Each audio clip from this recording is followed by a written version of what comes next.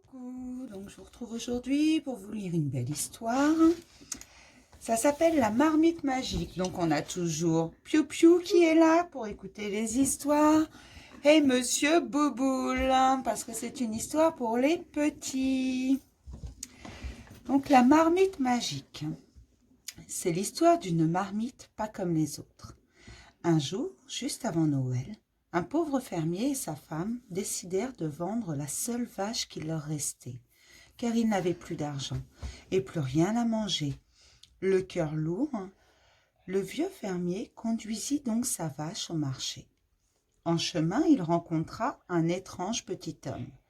Il avait une longue barbe qui lui tombait jusque sur les orteils, pas de chaussures et un immense chapeau noir qui lui cachait les yeux. À son bras pendait l'anse d'une vieille marmite. « Vous avez là une bien belle vache, » remarqua le petit homme. « Est-elle à vendre ?»« Dame, oui, » dit le fermier, en soupirant de regret. « Alors, je l'achète, » déclara le petit homme. « En échange, je vous donne ma marmite. » Le fermier regarda tour à tour le vieux chaudron, tout noir, et sa belle vache bien propre. Il était sur le point de dire « jamais de la vie » lorsqu'il entendit une petite voix qui chuchotait « Prends-moi, prends-moi » Ah, se dit le fermier, très contrarié, il entendait des voix maintenant. Il ouvrait de nouveau la bouche lorsque la petite voix reprit « Prends-moi, prends-moi » Et si c'était une marmite magique, songea le fermier très intéressé. « Marché conclu, dit-il au petit homme. Il se baissa pour prendre le chaudron, et lorsqu'il se redressa, l'étrange personnage avait disparu. Comment expliquer à sa femme pourquoi il avait échangé leur précieuse vache contre une vieille marmite toute bosselée? Le fermier se grattait la tête.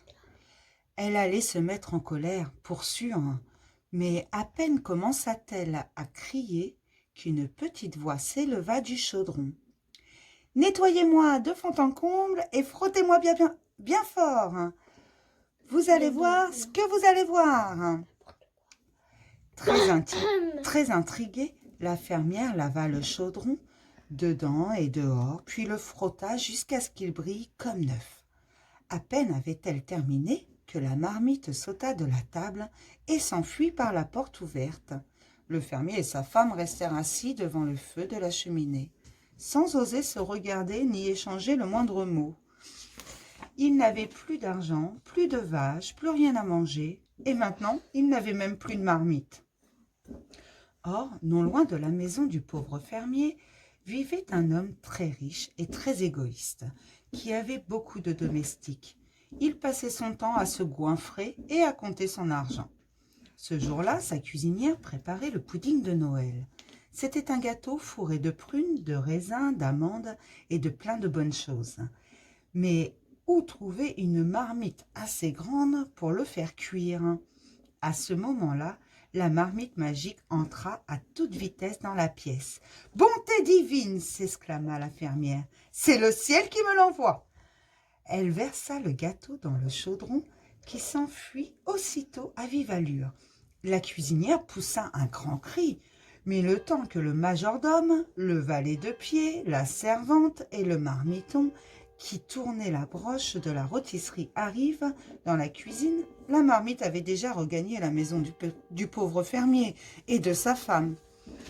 Ils étaient bien heureux de la revoir, et ils furent encore plus contents lorsqu'ils découvrirent le merveilleux pudding à l'intérieur. L'infirmière le fit cuire, et ils fêtèrent Noël le ventre plein. Par la suite, ils mangèrent tous les jours une petite part de gâteau. Lorsque le printemps revint, la marmite était bien rangée près de la cheminée, car maintenant, elle était vide. Un jour, elle s'approcha du fermier et de sa femme et dit « Lavez-moi de fond en comble, frottez-moi bien, et vous allez voir ce que vous allez voir. » La fermière la nettoya, la frotta, jusqu'à ce qu'elle brille comme un sou neuf. À peine avait-elle terminé que la marmite sauta de la table et sortit de la maison. Vous vous rappelez que l'homme riche aimait compter son argent, n'est-ce pas? Eh bien, C'est ce qu'il était en train de faire dans son bureau. Au milieu de piles de pièces d'or et d'argent et de gros sacs remplis d'écus, il avait un problème. Mais ce n'était pas un problème de calcul. En fait, il se demandait où il pourrait bien cacher son argent. À cet instant, le chaudron entra dans son bureau. Or, la cuisinière avait eu bien trop peur de la colère de son maître pour lui raconter comment cette marmite avait volé le pudding de Noël. Aussi, lorsqu'il vit le chaudron, l'homme riche poussa un cri de joie. « Bonté divine !» s'exclama-t-il. « C'est le ciel qui me l'envoie, juste à temps pour cacher mon argent. » Boum ! Il jeta plusieurs sacs d'or dans le chaudron, qui aussitôt prit la poudre d'escampette. L'homme riche appela à l'aide. « Au voleur !» Il vociféra et brailla. Mais lorsque le cocher, le valet d'écurie et le palefrenier arrivèrent enfin dans son bureau, tout essoufflé, le chaudron avait disparu depuis longtemps et regagné la maison du pauvre fermier. Ce dernier et sa femme étaient ravis de le revoir, mais ils furent encore plus contents lorsqu'ils découvrirent les sacs d'or. Il avait maintenant assez d'argent pour le restant de leur jour, et ils purent acheter une nouvelle vache. Quant à la vieille marmite, elle resta au coin de la cheminée pendant de longues années. Puis, un jour, elle quitta la pièce, et plus personne ne la revit jamais. Vous allez voir ce que vous allez voir.